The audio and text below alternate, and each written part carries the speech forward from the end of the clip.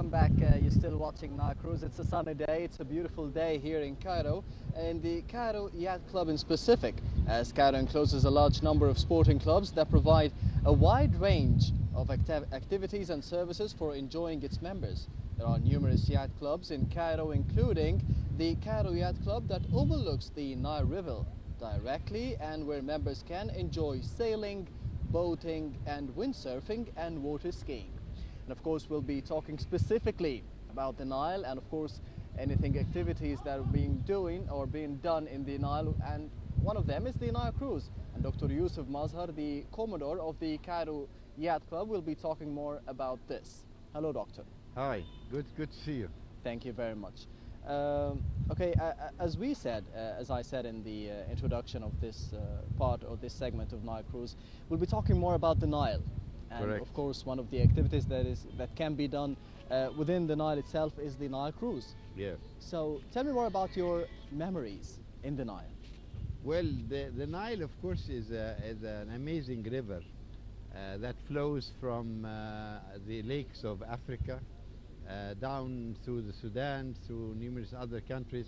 And we know all about the Nile and the amount of water it brings and how it's so important for Egypt. But since we're talking on Nile Cruise, let us say the following. The Nile has always been a waterway Yes. for civilization. And ever since in ancient Egypt, the ancient Egyptians did not originate on the Nile. It's a fallacy to say that they started. No, they started in the swamps away from the Nile. But when this all sort of cooled up, they moved to the Nile. And over the years, the only way to communicate was on the Nile. So they would take their boats. They started with papyrus boats, then they made wooden boats, then they made sailing boats. They would cruise along the Nile and they would go from one part of the Nile to another. For example, Luxor, which was Thebes, or any of the other cities in the Delta, they all had little harbors, and the ancient Egyptians would sail. The Nile is actually going through Egypt as a whole, and from Yes. Africa, from Yes. the starting point in Africa, and Correct. to here to Egypt. And we talk now about the amount of water coming from the Nile and from what countries they are. We try to get them to sign agreements. But if we take the first attempts of the ancient Egyptian to paddle across the Nile from one side to another, because he wanted to know what is on the other side. And then as he developed and made sailing boats, and you get queens and kings who explored the Nile, and over time everybody wanted to know where are the origins of the Nile. So even in ancient Egyptian times, in the times of the family of Muhammad Ali, in modern times until now, everybody is still looking that where does all the water come from? Uganda? From where is it?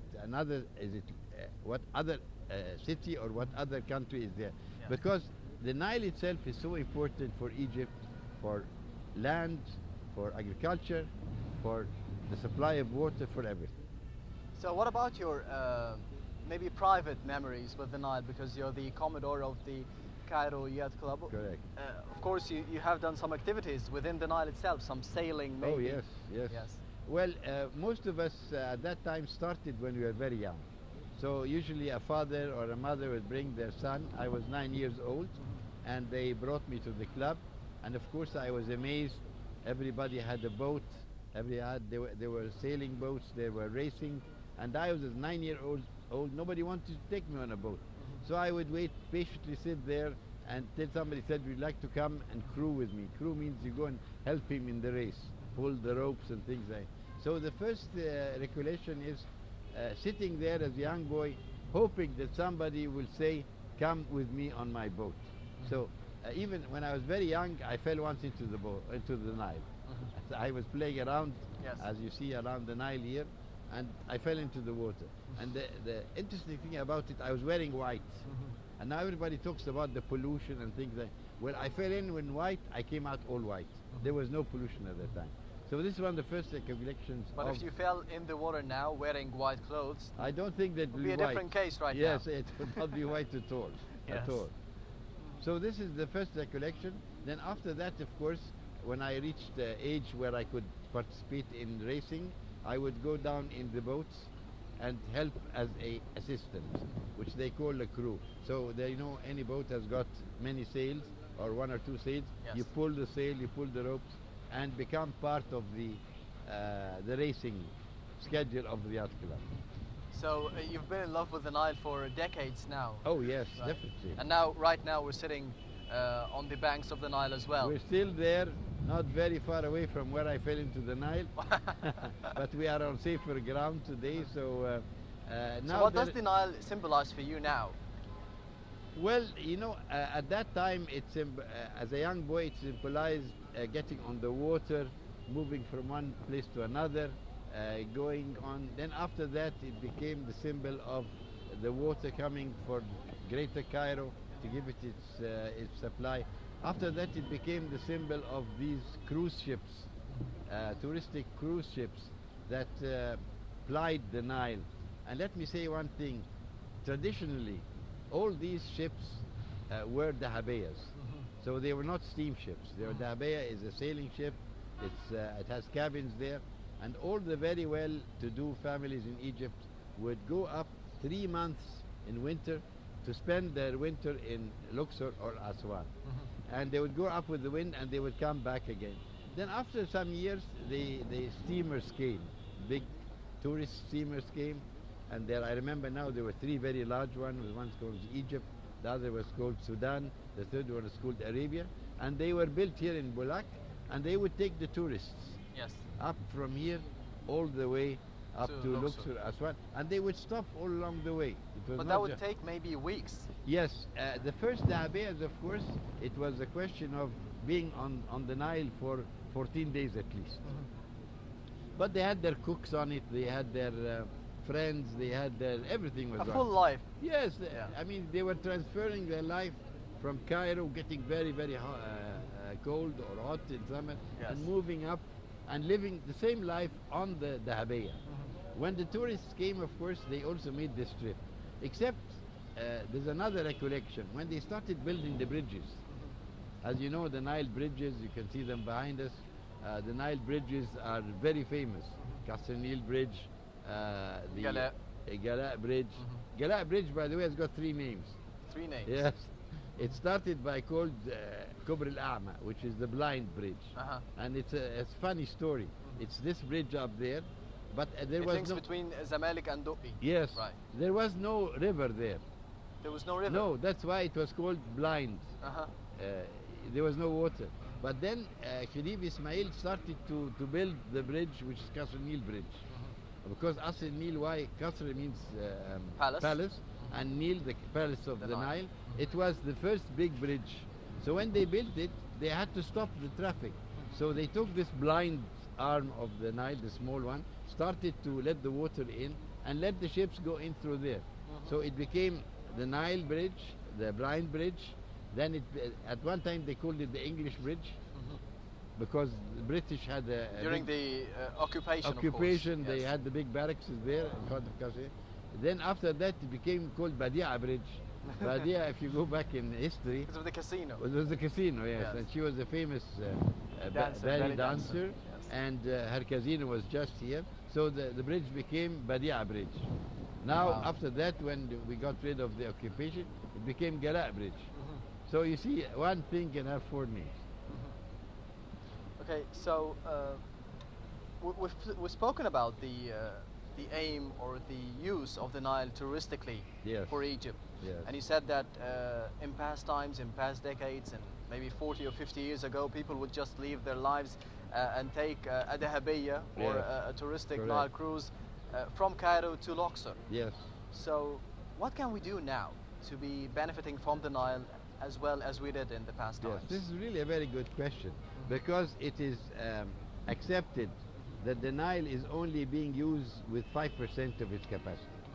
Everybody is moving goods on either trains or even worse on buses or on trucks.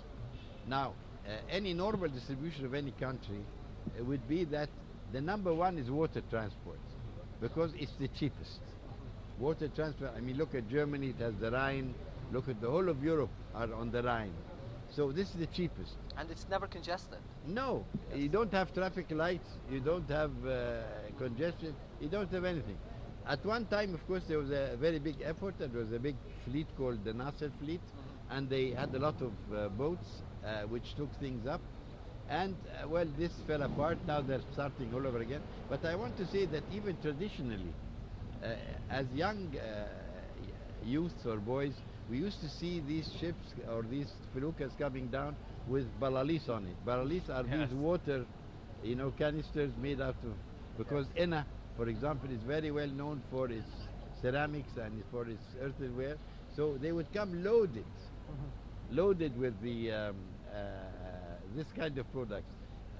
Cotton would come down that way.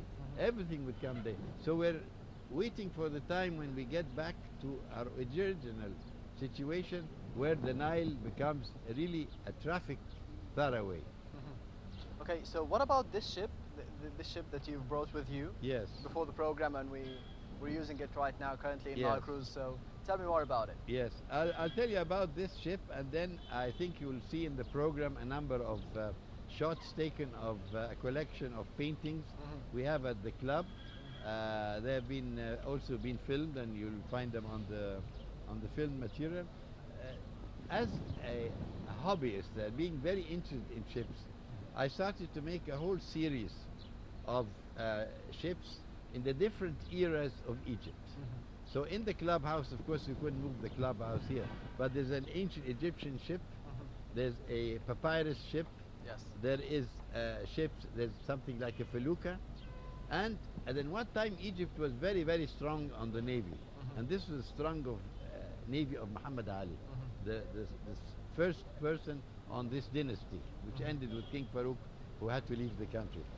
We tried to find pictures and images of the fleet of Muhammad Ali, and this is exact replica of one of the ships of his fleet. If you look very carefully, I don't know if it will be filmed or not, but you will see cannons on the side, because these ships were fighting ships. So they'd have cannons, and they would fire the cannons that way. They would have a lot of sails. Of course, if the wind was light, all the sails would go up. If it was a more strong wind, they would bring the Were sails they down. sailing just within Egypt or outside No, of these Egypt? were sailing. They were built in many places. Even Bulak, which is very close to us here, some of the smaller ships were built in Bulak. The bigger ships were built in Rashid or Damietta, and the fleet of Muhammad Ali went all the way to Turkey. It all went the way to Greece. Navarin was in Europe when it fought its famous battle. So the Nile is a tributary that reaches out from the midst of Africa all the way to Europe. And before, there were no bridges, there was nothing, and you could sail into, actually, the port of the biggest port in Egypt was not Alexandria. People would come through Rashid or Dumyat, which is Rosetta or Damietta, and sail all the way to Mbaba, here, very close to here. And this was the port. And Mbaba was the biggest Yes. port of